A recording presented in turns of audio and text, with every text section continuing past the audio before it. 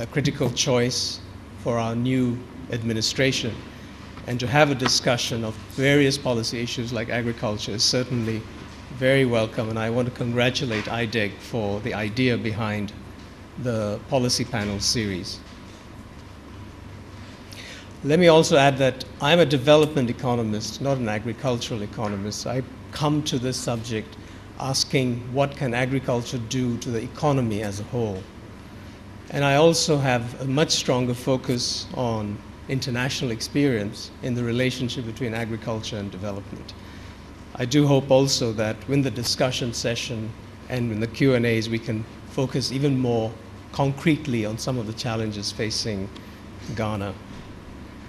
So let me begin by noting that agriculture to many is basic and almost unexciting. In the development literature, it has often been seen as essential, but not determining, like the oil needed to run an engine, but not the engine itself. It was in this same vein that Arthur Lewis, in the mid-50s, recognized the role of agriculture as a supplier of food, of labor to the rest of the economy. But he believed that the real action lay in the new urban manufacturing sector. But this picture of agriculture is changing.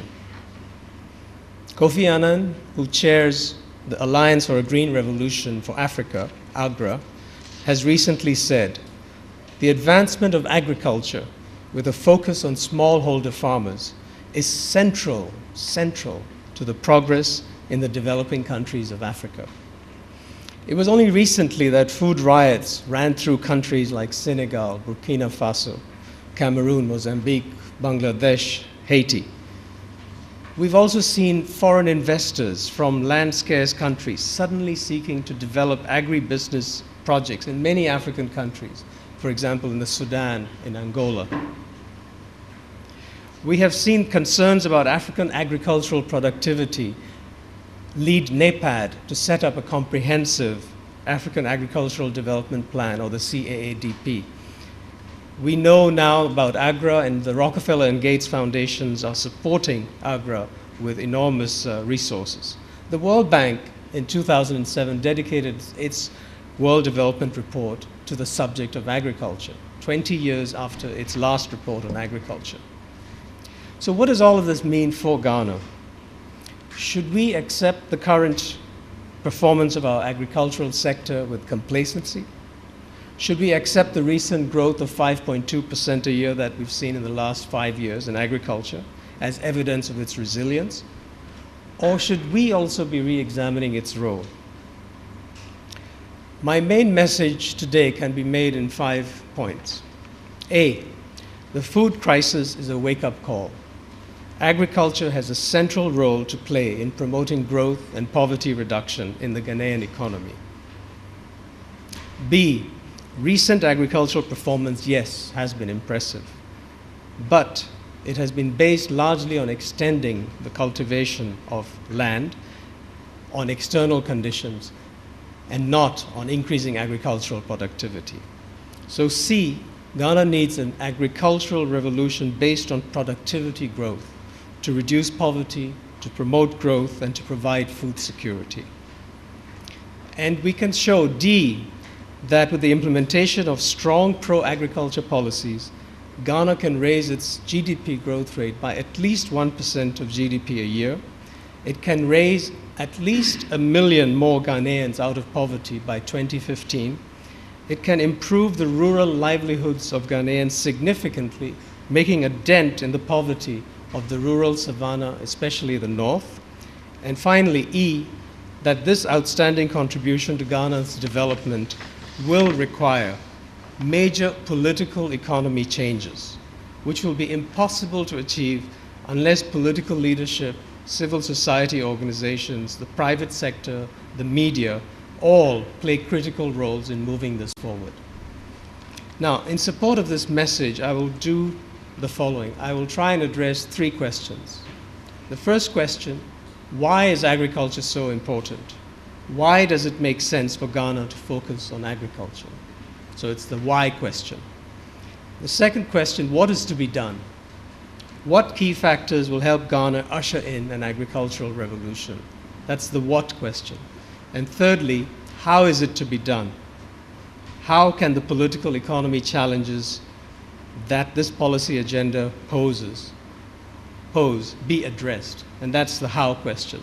So it's why, what, and how. So let me start now with the why question.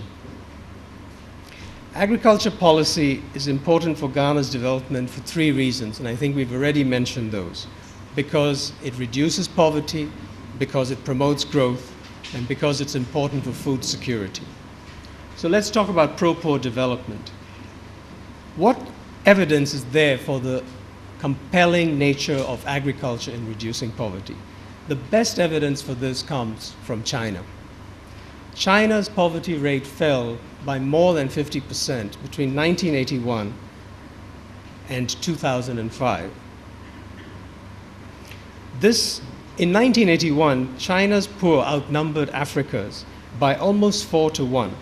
Yet by 1996, Africa had more poor people than China. 500 million Chinese people moved from being below the poverty line to above, whereas in Africa we had 130 million more people who moved from above the poverty line to below the line. And what is it that caused this great achievement in China? The analysis is quite replete. It shows that rural economic growth was what lay under this tremendous performance, particularly between 1981 and 1991 in China.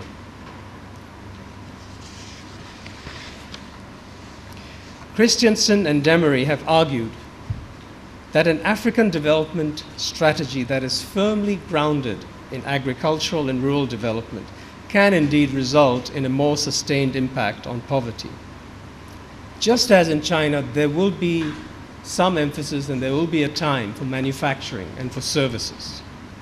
However, given the land abundance in Africa, an agriculture-based strategy must for now be at the core of any effective route out of poverty, just as it was in China in the 1980s. So that's on the pro-poor nature of agriculture. Let's talk briefly about the pro-growth nature of agriculture.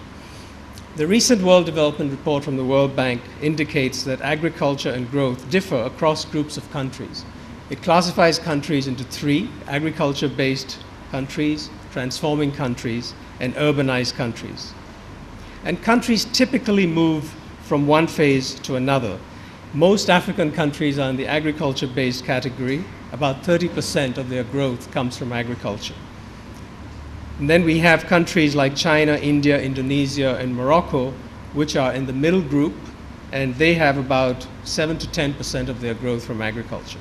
And then we have mostly the Latin American countries with 5% growth from agriculture.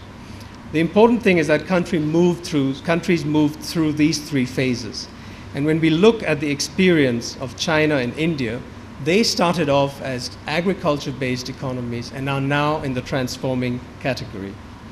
The main point to be made here is that agriculture can be the lead sector for overall growth in many economies in Africa. Rapid growth, agricultural growth in China, India, and Vietnam was the precursor for rapid growth in industry and services. We don't need to rush straight to industry. We have a lot of abundance in agriculture that we can exploit much more fully. Agriculture also has a tremendous impact on the rest of the economy. In the rural areas, the non-farm economy can generate a lot of employment. Agriculture also helps generate growth in other sectors like transport and processing through multiplier effects.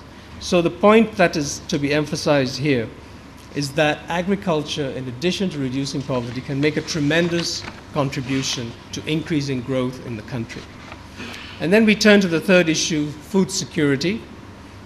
The 2008 food price crisis drew attention once more to food security questions. Prices of commonly traded goods like rice and wheat rose by 50 to 75% over a matter of weeks. Many countries like Argentina and India and Thailand restricted exports of food. The US gave subsidies on food for the production of biofuels. As a result, as we know, food riots hit a whole series of countries all over the world. Food security has once again become a live political issue. Now, food security is a very wide concept. It applies at the household level, it applies at the national level. I'd just like to make 3 quick points about food security. First, for Ghana and most African countries which have a comparative advantage in agriculture, increasing agricultural production based on productivity growth is a necessary condition for food security. Second, we need to recognize that there will be trade in food. We don't have to be food self-sufficient. It is adequate to produce as much as our comparative advantage allows us to.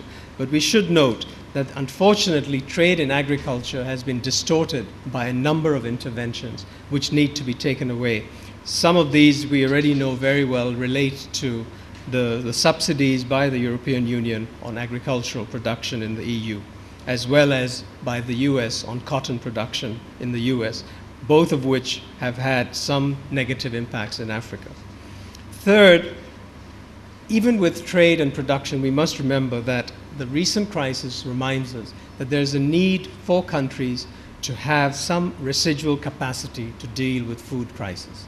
For us in Ghana, this means certainly a lot more investments in storage and in food processing on the one hand, and secondly, in the whole area of maintaining buffer stocks. The country specifics will determine how much of these efforts are needed, but we cannot simply leave everything to production and trade after this last experience. So agriculture, at least for these 3 reasons, is very important. But then what about in the case of Ghana? What, in fact, would a strong pro-agriculture policy do in terms of results and outcomes for Ghana? To do this, I draw a lot on an recent IFPRI study which talks about this very issue. It is a study done by Breisinger and other authors.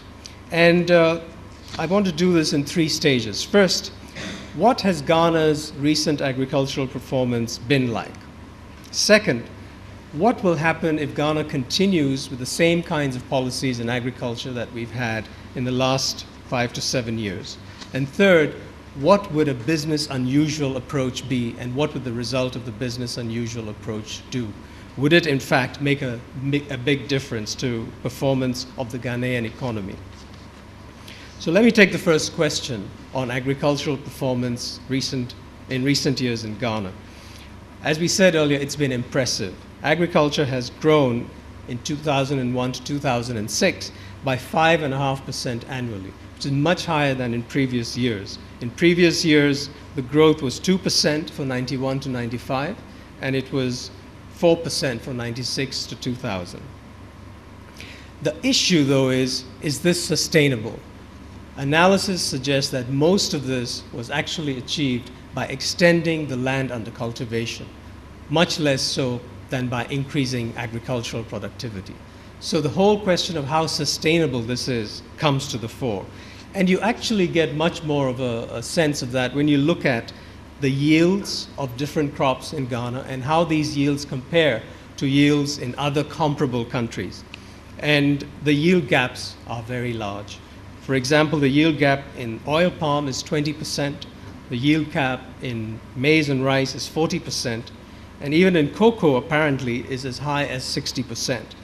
So we cannot simply continue as we have been. There are tremendous gains that can be made through yield increases, which will give us the benefits we've talked about.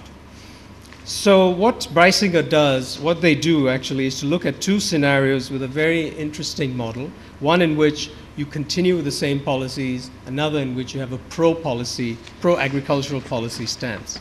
And basically the conclusion you get is that the pro-agriculture stance can make a big difference. Now, where are these differences? Let me briefly tell you where these differences are. In a case in which you continue with existing policies, what happens is agriculture grows at about 4.2% per year.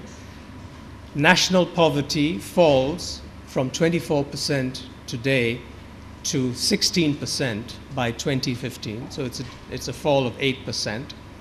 Rural poverty falls from 34% today to 23% in 2015. This is a difference of 11%. So rural poverty actually declines by much more than the national average, which means it declines faster than urban poverty.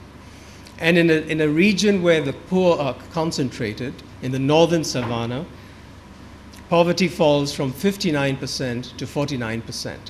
So in a way, you could say that even continuing with existing policies does give us decent results.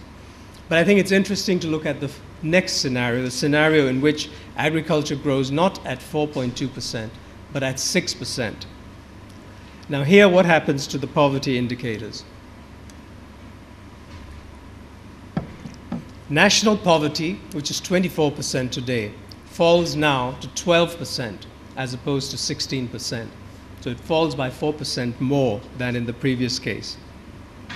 Rural poverty, which previously went from 34 to 23, is now halved. It goes from 34 to 17%. And poverty in the north, which was previously 59 and went to 49, now goes even further down to 41%. What this means is that an additional 1 million Ghanaians are lifted out of poverty by this kind of pro-agriculture policy. And not only that, these are mostly Ghanaians in rural areas and Ghanaians in the north. So you have a tremendous impact by pro-agriculture policies in not just reducing poverty, but in reducing poverty where it is most severe in Ghana. So the basic upshot of this discussion then really is that if you follow a pro-agriculture policy, you can really revolutionize rural Ghana. And you can change the face of poverty, not just in rural areas, but in the north as well. So these are the reasons why it makes sense for us to think of a pro-agriculture policy. Let me now turn to my second question, the what question. What is to be done? What are some of the things that will get us on this path? Well, the government of Ghana has a very impressive food and agriculture sector development policy note, which was put out in 2007.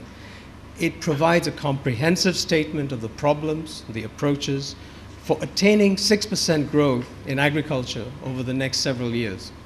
It's an impressive document in its diagnosis and its approach. It includes a 7-page matrix of harmonized monitoring and evaluation indicators. And it really is extremely impressive, really.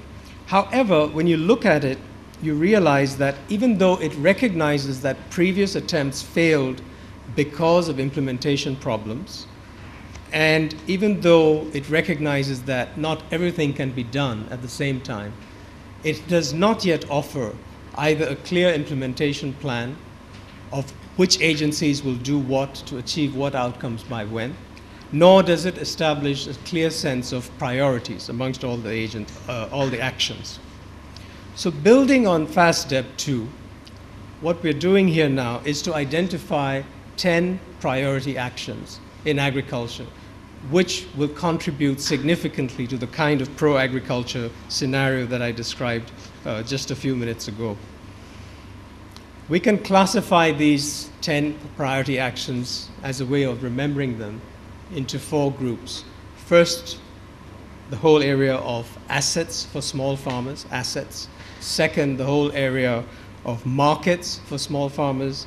And thirdly, institutions for small farmers. And the fourth issue is an issue by itself. It cuts across all of them, and that's the gender issue in agriculture, not just in Ghana, but really all over Africa. So I'm going to go through quickly the 10 action points, but an easy way to remember them is in these 4 categories. So starting with the category of assets for small farmers, farmers need a lot of assets. They need land, education, health, water, finance, knowledge. I want to concentrate on 3. So my first priority action really is the issue of land. Land markets have played a fundamental role in all agricultural productivity growth phases over the world. If you look at China, China's economic reform began with land reform. You look at Vietnam, the same is true. You look at India, the same is true. What we see in Ghana is that we have complex and uncertain land tenure relations. And these seem to hamper private investments in Ghanaian agriculture. A recent study by Christopher Udry, focusing on the Aquapim area, found that farmers who lacked political power were very reluctant to leave their land in fallow because they were afraid of losing their rights to the land when it was kept in fallow. Now, we all know that keeping land in fallow makes a tremendous increase in your productivity of land. So they were losing out on all of this. And when he calculated what the loss to the nation might be of this kind of inadequate fallowing, which comes from inadequate land security, it was as much as 2% of GDP. That's how big a loss that was. So clearly there's an issue here. Estimates suggest that the rate of return to land titles is as high as 40%, which means if you have a land title, you can really get the effort to get a land title pays off by 40%. This suggests that economic potential from land security is extremely high. It's said that about 80% of arable land in agriculture may actually be not cultivated, in part due to insecure property rights. So clearly reforming land tenure systems is a key issue. It's an issue that's on the government's agenda. There is a land policy, there is a land project administration under implementation. But the progress has been slow. And the general sense is that land is a major constraint on agricultural investments, both for small farmers and commercial investments. There's clearly a need to speed up the pace of reform here. One interesting idea which could make a big difference if it was pushed much more rapidly than it has been is the idea of having land banks all over the country. This is something that made a big difference as we saw in China and Vietnam. Tanzania and other African countries are also experimenting with the land bank idea. So here is a proposal to actually move much more rapidly, even as the land policy is being implemented as fast as possible. The second point I would emphasize is education. Basic education is critical for farmers, small farmers who need to adopt new technologies, seeds, and crops. Ghana has made tremendous strides in recent years in increasing primary school enrollment. Issues relating to the quality of education, the integration of vocational education with the rest of education, the relative neglect of secondary education, and of course programs of adult literacy to help farmers to absorb new methods of agriculture. So I think there are a number of challenges on this front. The government is working on them, but unless we make a big difference, move things differently, we will have a problem on the education front as it deals with agriculture. And the most important lesson from other countries about education is that it is critical to involve local government, to involve communities, to involve farmers in this case, in that delivery of educational services. That's the only way it can be done. The third asset, rural finance, and I'm glad we have a colleague here from Stanbic who will talk a little bit about this as well. So maybe I can be brief. Agriculture is starved of credit in Ghana. Only 9% of formal banking goes to agriculture. There are a lot of new approaches, there's a lot of dynamism in the financial sector, but all of these are actually on a small scale and they need to be scaled up. Microfinance and other similar institutions have to do a lot more than they have done recently. Sierra Leone is, for example, working with BRAC from Bangladesh to see whether that kind of approach may be useful in an African context. A lot more innovation needs to be done on rural finance. I move now to the fourth item, which brings me to the second category of issues on markets. The fourth item is rural infrastructure. Rural infrastructure is the effect of rural infrastructure on agriculture and on the rural economy is profound. We have a lot of consensus in Ghana now about the need for infrastructure and its relationship to growth, but not enough really on rural infrastructure. What do we mean by rural infrastructure? I think the evidence is very strong from all over the world that irrigation, that electricity, and that roads in rural areas can transform rural development. And if you look at the evidence, for example, from Vietnam, in communities that had a road, there was a 70% higher probability of becoming non-poor if you were in that community in Vietnam than if you were in a community without a road. So a road basically almost guarantees that the community finds a way of getting out of poverty. In China, a 1% increase in irrigation could result in a 1.2% decrease in poverty. The same is true, really, of electricity. Yet when we look in Africa, only 4% of land in agriculture is irrigated, compared to, say, 40% in South Asia. In Ghana, the ratio is something like 7%. But the utilization of the 7% is very low. The average utilization, if you cut across different methods of irrigation, is of the order of magnitude of about 25%. So even the little irrigation we have is not really being used. But what does this mean? It really means that the government has to invest heavily in the whole area of rural infrastructure. It will mean that the infrastructure budget has to be rebalanced between urban and rural areas.